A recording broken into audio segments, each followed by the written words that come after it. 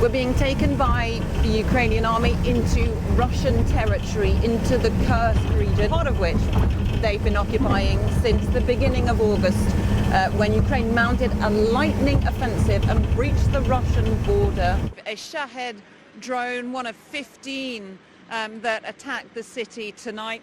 This one actually landed and detonated on this building, which was a warehouse for a fruit and vegetable market. It's been, well, completely destroyed. There's still smoke there, as you can see, it's still smouldering. We're on the flanks of Bakhmut, well within reach of Russian rockets. Today we are filming with brigades on the flanks, the surrounding areas of Bakhmut. As you can hear, there's pretty incessant shelling since we've got here. They've been pushed back, mainly outside of the city, and a really fierce battle is going on here. The police vehicle is hit by incoming fire.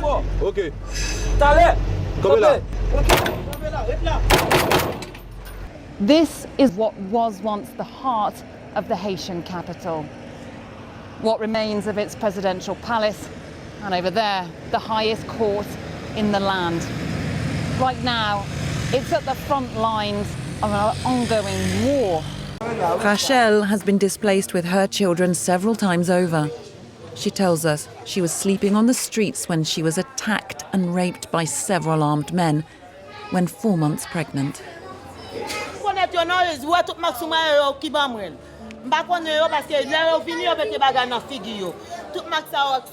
Barbecue vows there'll be no peace without giving a share of power to the gangs.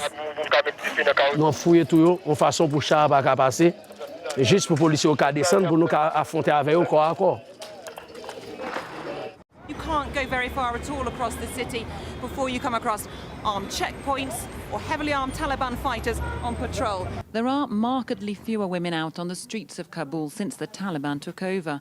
And locals tell us more are again wearing burqas or chadri if they do venture out.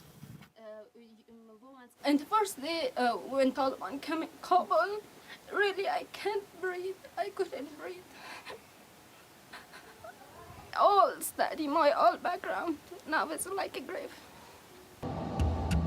An hour's drive west of Kandahar. Every week, opium farmers come to sell their harvest.